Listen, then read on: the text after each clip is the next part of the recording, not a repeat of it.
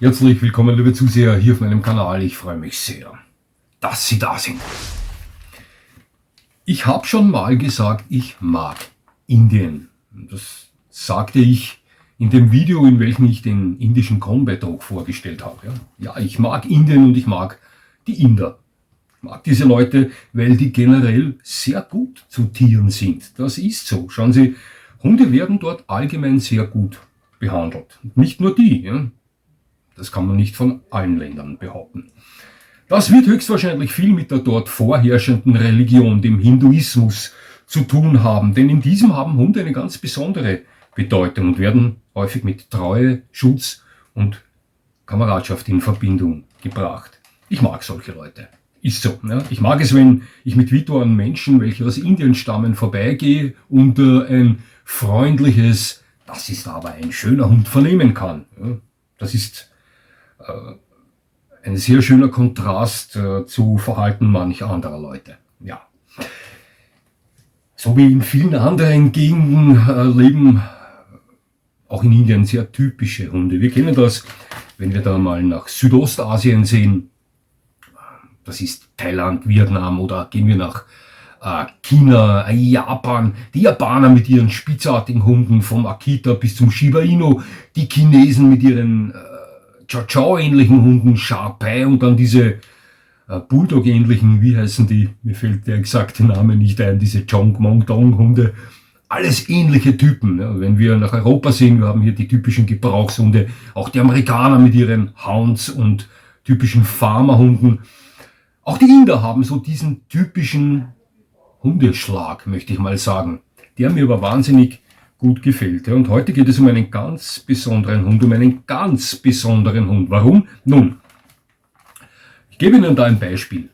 Häufig verlassen gewisse Hundetypen für diese Kategorie Hunde typischen in Stein gemeißelten Eigenschaften, und gehen einen eigenen Weg. Ich gebe Ihnen mit dem Deutsch-Strata und dem Weimaraner ein Beispiel. Das sind zwei Vorstehhunde, welche häufig, speziell der Weimaraner, mit ausgeprägtem Wach- und Schutztrieb ausgestattet sind.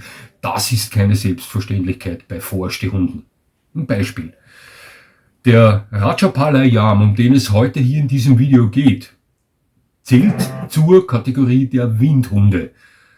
Und hier ist es eine Ausnahme, wenn Sie einen Vertreter dieser Kategorie finden, der ebenfalls über Wach- und Schutztrieb verfügt.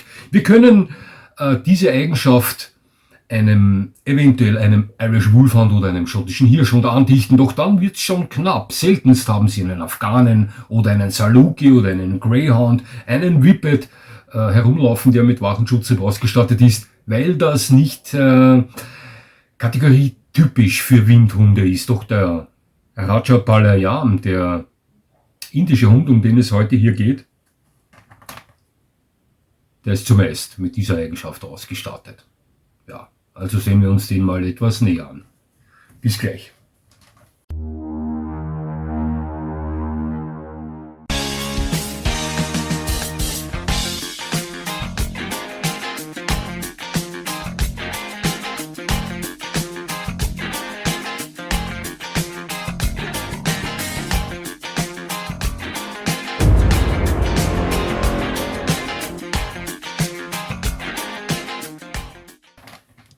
Ja, dieser wunderschöne Hund stammt aus der südindischen Region Tamil Nadu. Das haben Sie schon mal gehört, doch warten Sie. Ja, und wurde schon vor mehreren hundert Jahren von Adligen zur Bewachung und zum Beschützen von Palästen und Ländereien gezüchtet. Außerdem war er der Hund, welcher die Maharajas und deren Gefolge als Bagger bei der Wildschweinjagd begleitete. Und er begleitete Soldaten in Schlachten. Ja, kommt Ihnen wahrscheinlich bekannt vor. Und Indien und diese Geschichte, die haben Sie schon mal gehört, denn der Rajapalaya, der weist eine sehr ähnliche Geschichte wie der von mir schon vorgestellte Combat Dog vor. Ist so, ja, und trotzdem sind beide völlig eigenständige Hundetypen. Wohlgemerkt, denn Sowohl der Combat Dog wie auch der Rajapalayam sind als Rasse nur von indischen Verbänden anerkannt, vom übermächtigen FCI aber nicht. Aber das sind viele andere Hunderassen auch nicht und dennoch laufen sie bei uns als Rasse. Ich sag mal American Pitbull Terrier etc. Jo, der Rajapalayam ist ein Jäger und Beschützer, welcher zur Kategorie der Windhunde zu zählen ist. Das habe ich schon gesagt. Ein enorm eleganter, mittelgroß bis großer Hund.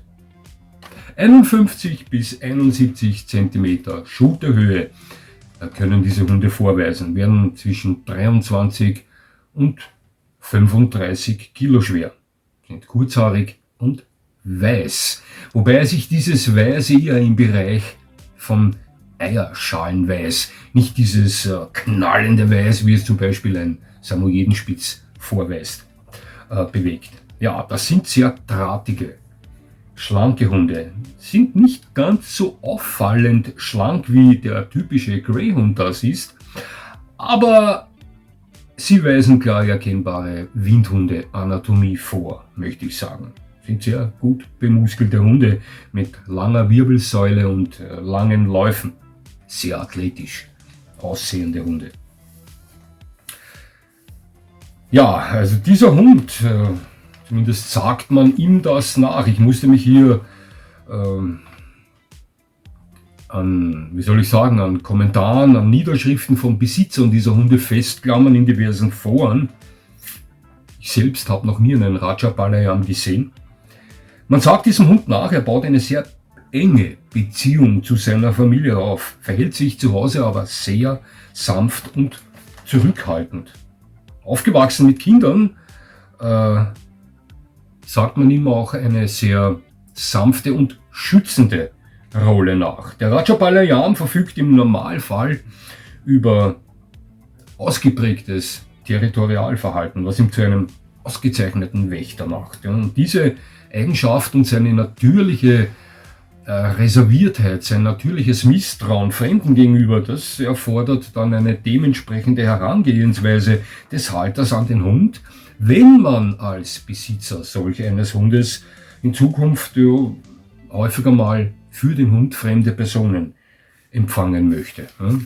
Das sind recht unabhängige Hunde, die Rajapalayams. Aber weit vom Einzelgänger entfernt, wenn ich so sagen kann. Wie schon vorher von mir erwähnt, ist dieser Hund dafür bekannt, eine sehr enge Beziehung zu seiner Familie aufzubauen und zu suchen. Ja. Doch er verfügt im seltensten Fall über diesen uns Mitteleuropäern so vertrauten Kadavergehorsam, diesen Will to Please, wie wir ihn von vielen lokalen Hunderassen kennen. Sie verstehen sicher, was ich meine.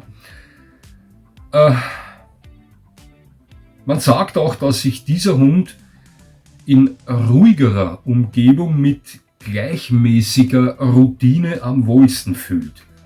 Urbanes, hektisches Umfeld, Städte, Sie wissen schon, das kann ihm alles vertraut gemacht werden, aber ist im Normalfall absolut nicht sein bevorzugtes Gebiet. Ja. Außerdem schreiben Besitzer dieser Hunde davon, dass die Haltung eines Rajapalayam zusammen mit Katzen schon häufiger mit dem Tod oder schwersten Verletzungen der Samtpfoten geendet hat. Aber das ist eine Sache, die höre ich in Bezug zu Windhunden nicht das erste Mal. Also Windhunde und Katzen, das ist häufig eine Paarung, die für Schwierigkeiten sorgen kann. Windhunde sind häufig ausgestattet mit sehr stark ausgeprägten Jagdtrieb und sehen die eine oder andere Katze schon mal auch als Beute an. Ist nicht immer der Fall, ja, aber ich hörte das schon häufiger, als ich es hörte in Verbindung mit anderen nicht windhundeartigen Hunden. Ja. Weiß, die Farbe weiß, wir wissen das, die bringt häufig typische Leiden bei Hunden ans Tageslicht. Wir kennen das von Dogo Argentino, Bull Terrier oder anderen reinweißen Hunden. Auch dieser Hund, der Inder, der neigt überdurchschnittlich hoch zu partiellem Hörverlust oder Hautallergien. Aber abgesehen davon ist der Rajapalayam ein äußerst robuster und höchst leistungsfähiger Hund. Ja. Im Sommer fühlt er sich allerdings etwas wohler als im Winter. Also im Winter, so wie sie bei uns in Mitteleuropa vorkommen, wenn Sie verstehen, was ich meine. Er beginnt also früher zu frieren, als sich über Hitze zu beklagen. Ich denke mal, da wird er sich ähnlich wie ein Dobermann verhalten, der auch eher mit wärmeren Temperaturen zurechtkommt als mit kalten. Beim Rottweiler zum Beispiel verhält sich das Ganze bekannterweise genau umgekehrt. Ja. Das ist ein wunderschöner Hund, der auch mich reizen würde, das kann ich Ihnen sagen. Ja. Aber Indien hat ja generell schöne Hunde zu bieten. Den Combat Dog, den habe ich Ihnen schon vorgestellt.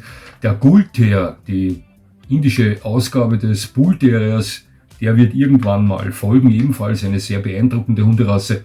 Ein Hund, der mir sehr gut gefällt. Und dann haben sie ihr Aushängeschild unter den Molossern, den mächtigen Bully-Kutter.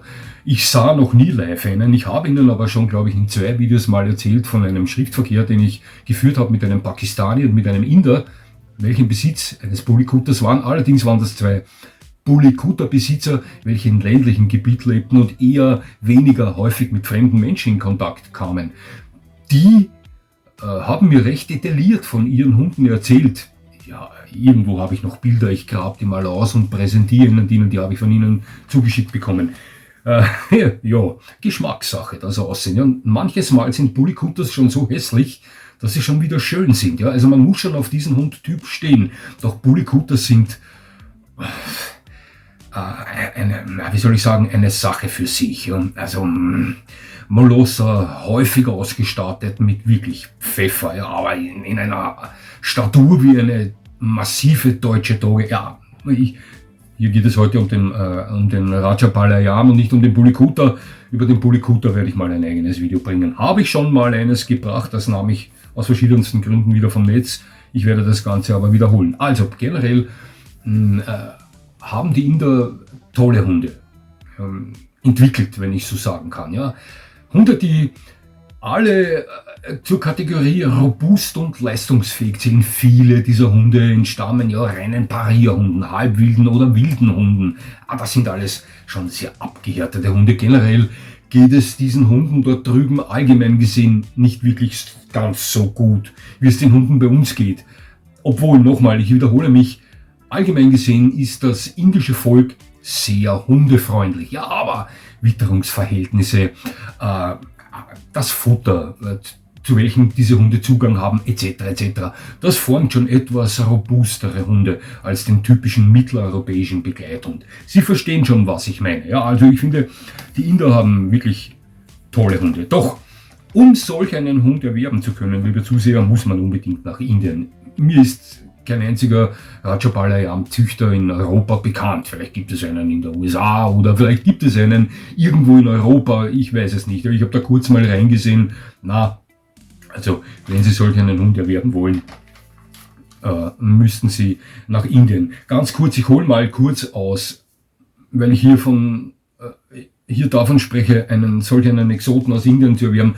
Ich wurde schon öfter per E-Mail kritisiert, weil ich so viele Rassehunde bewerbe oder Rasseporträts bringe und mich zu wenig um das Thema arme Hunde in Tierschutzhäusern oder Hunde aus dem Tierschutz oder aus Straßenhunde kümmern. Liebe Zuseher, was erwarten Sie von mir? Ich habe dieses Thema schon häufiger in meinen Videos angesprochen. Ich bin ein Hundekanal. Ich kann nicht in jedem Video über diese wirklich traurige Geschichte der hilfsbedürftigen Hunde sprechen. Sie wissen, dass ich selbst einen Hund aus dem Tierschutz habe und mir keinen Rassehund genommen habe, obwohl ich es zuvor vorgehabt habe, mir eventuell einen American Bulldog oder einen Cane Corso zuzulegen. Doch meine Frau und ich haben sich dazu entschieden, einen der Armen zu helfen. Deswegen habe ich mir Vito geholt. Das ist ein in Rumänien auf der Straße geborener Straßenhund. Ja. Also mir tun diese Hunde auch leid, doch ich bitte um Ihr Verständnis, wenn ich da nicht in jedem Video da über das Leid der Straßenhunde sprechen kann. Es ist nun mal ein Hundekanal, der sich auf die Vorstellung von Rasseporträts konzentriert, der sich um Themen kümmert, welche Neo-Hundebesitzern helfen könnten und so weiter. Ja, also nochmal, wir tun diese hilfsbedürftigen Hunde genauso leid wie Ihnen. Aber wie gesagt, nochmal, ist mir nicht möglich, dass ich das in jedem Video erwähne. Ja, zurück. Also wenn Sie vorhaben, sich solch einen Rajapalajam zu holen, wenn Ihnen solch ein Hund gefällt, mir würde er auch gefallen, müssten Sie nach Indien reisen, denn in Europa bekommen Sie solch einen Hund höchstwahrscheinlich nicht. Doch, wenn Sie das tun würden, ja, dann sollte Ihnen gleich mal bewusst sein, dass dieser Hund ein traditioneller Jäger ist. Ja, und das ist dann nicht nur körperlich und auch nicht nur geistig, sondern das ist ja körperlich und geistig. Ja. Das ist ein Läufer, ein typischer Läufer. Sehen Sie sich die Anatomie dieses Hundes an, das ist ein Läufer. Ja. Der braucht Bewegung, körperliche Bewegung, aber auch geistige. Außerdem sollte man Abwechslungen bei Unternehmungen einbauen, wie zum Beispiel bei Trainings, so wird es von Besitzern geschrieben, da sich kurz wiederholende Einheiten bei diesem Hund in Langeweile äußern. Sie verstehen schon, was ich meine. Also für den typischen Hundeabrichtesport oder Obedience etc., wie sie alle heißen, neigt der Rajapalajam laut Aussage der Besitzer eher weniger. Das ist ein Hund, der Windhunde-typisch, eventuell Brackentypisch seinen eigenen Kopf hat. Hochintelligent, lernbereit, ja, aber völlig andere Herangehensweise erfordert, wie es zum Beispiel der Malinois, der Deutsche Schäfer und der Dobermann, die typischen Gebrauchshunde erfordern. Also Sie verstehen schon, was ich meine. Ja. Also, sollten Sie diesen Hund trainieren, dann ist bei diesem Hund Abwechslung beim Training gefragt, da er sich sonst sehr schnell gelangweilt zeigt. Außerdem, und jetzt aufgepasst, empfehlen Besitzer jagdähnliche Aktivitäten mit dem Rajapalajam durchzuführen. Das gefällt ihm angeblich am besten. Kennen Sie das von wo? Ja, vielleicht kennen Sie das von wo. Vielleicht kommt Ihnen das bekannt vor. Wenn das so ist, dann kann ich Ihnen etwas auf die Sprünge helfen. Ja, ich mache das auch mit Vito. Sie wissen schon, ich wollte ihm lange Zeit den Jagdtrieb abgewöhnen. Hat nicht geklappt. Jetzt habe ich das umgedreht und veranstalte mit ihm jagdähnliche Aktivitäten. Das gefällt ihm.